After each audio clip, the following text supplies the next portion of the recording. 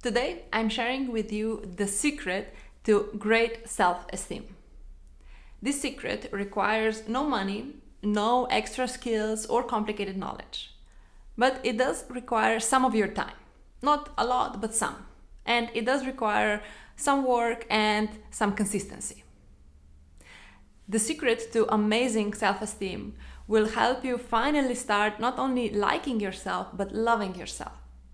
It will help you stop being so hard on yourself. And it will help you to realize all the things that are already so great about you. So, do you want to know the secret to great self-esteem? Do you want to know how to finally start loving yourself?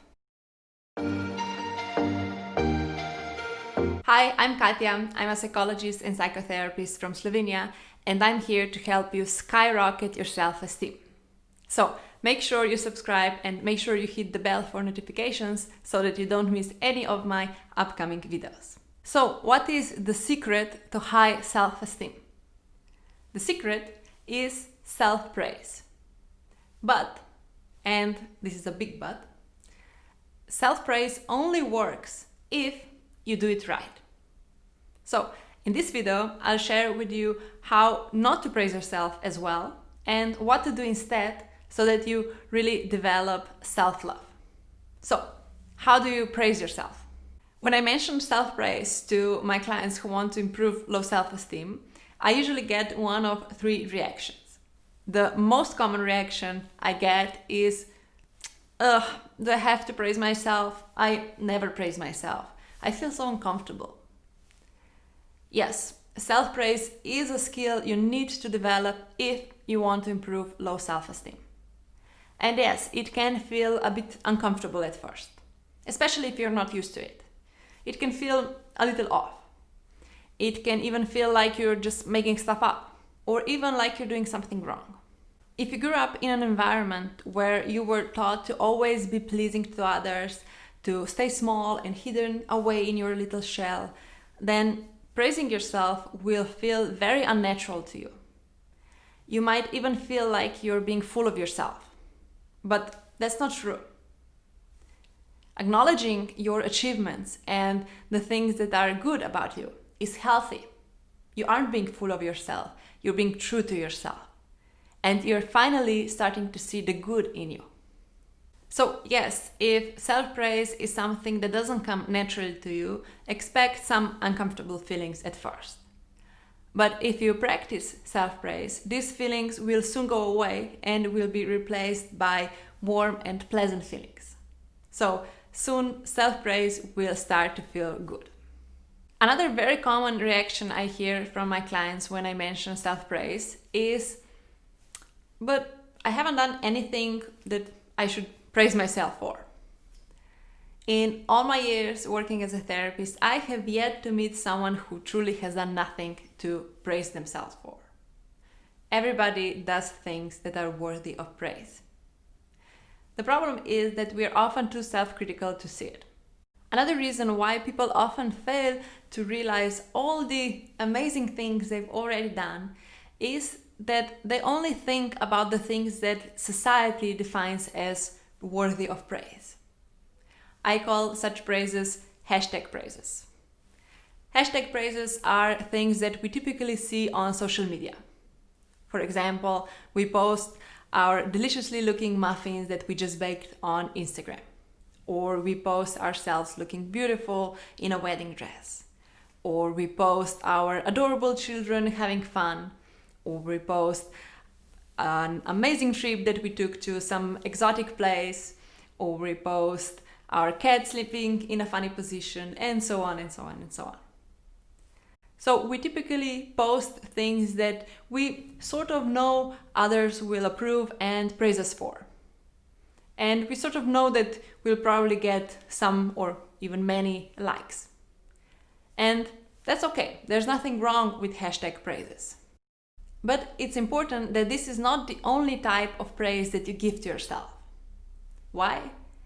Because there are many things, many amazing things that you have done and are still doing that perhaps nobody knows about, but are sometimes or often even bigger than hashtag achievements. Let me give you an example. Let's say that you and your partner have had a tough couple of months. You've been really stressed and you've often snapped at him or at her.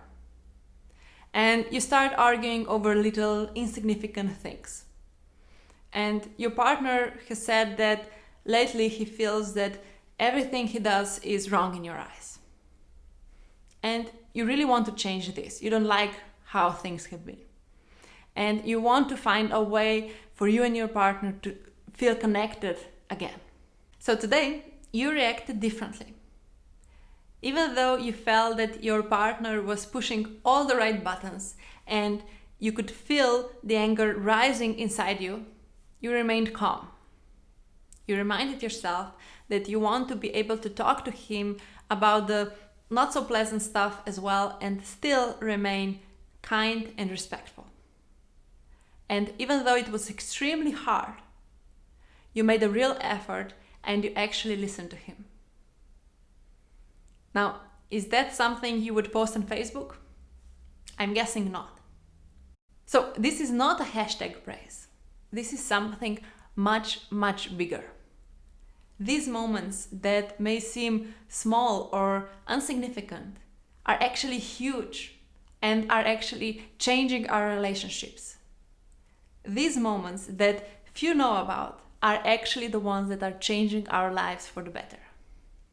The moment when a single mother of 3 decides to finally do something nice for herself as well. The moment when a man who drinks too much decides to switch to water. The moment when a severely depressed woman gets out of bed and takes a shower. The moment when a 33-year-old man with social anxiety decides to say hi to his neighbor. The moment when a single woman who is a perfectionist and who feels like she can never do things good enough decides to praise herself. These are the truly big moments.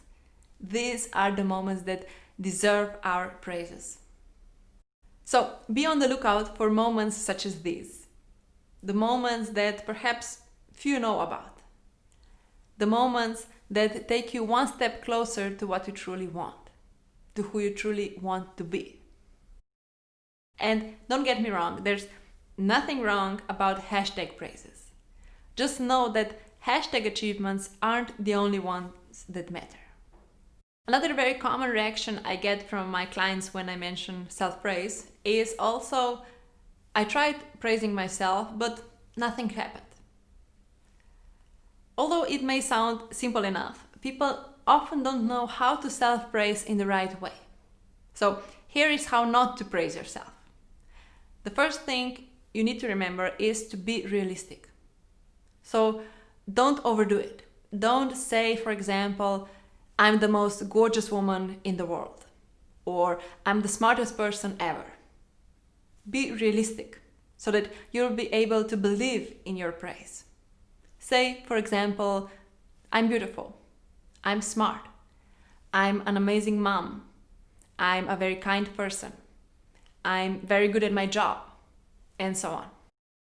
Another thing to remember is to let go of all or nothing thinking. I often see that clients think that they have to always act a certain way in order to deserve a praise. For example, they believe that they have to always act smart if they want to praise themselves for being smart. Or they believe that they have to be an amazing parent 100% of the time if they want to call themselves a good parent. But that's not true. Nobody is smart 100% of the time. And nobody is an amazing parent 100% of the time either. We all have our bad moments. That's natural. That's what makes us human. So you don't have to be an amazing, whatever it is, your every single waking minute in order to call yourself smart, a good parent, beautiful, a kind person, whatever it is. So you don't have to always act a certain way in order to deserve a praise. It's not all or nothing. You can still be very smart even if you make mistakes. You can still be an amazing parent, even if today you had a bad moment and you lost your patience with the kids. It's not all or nothing. Another thing about how not to praise yourself is no hidden criticism in your praise. My clients often sneak in a little criticism in their praises. And they say, for example, "Today I finally cleaned my house." Words like finally or at last or even I or something like that can undermine your praise. And when you say such praises with the hidden criticism to yourself, you won't feel good about yourself. You'll feel criticized because you are actually criticizing yourself, even though it may sound like a praise. So, absolutely no hidden criticism in your praises, okay? Another thing that I find often confuses people is how often they should praise themselves. My answer is every day. And don't just do your praises in your mind, write them down, at least at first. Because if you only do it in your mind, the praises won't be as powerful. So write them down. And don't worry if it's no big deal, if the stuff that you're doing is not some huge important things, just write them down. Even if it's something that you do every single day, just write it down, praise yourself.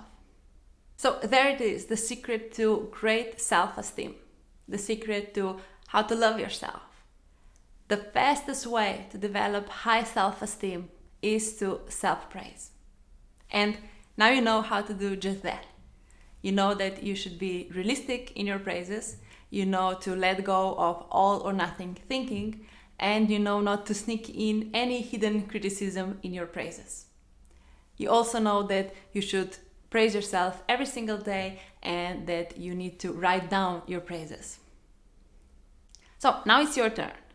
I have a little challenge for you.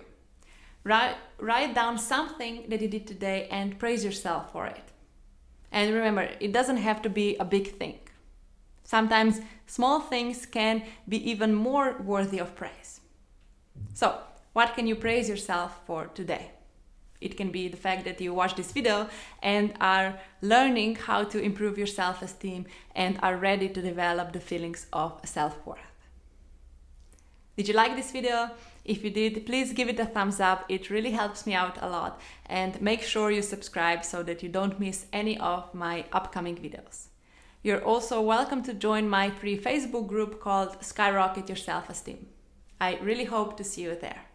Thank you so much for watching and talk to you soon.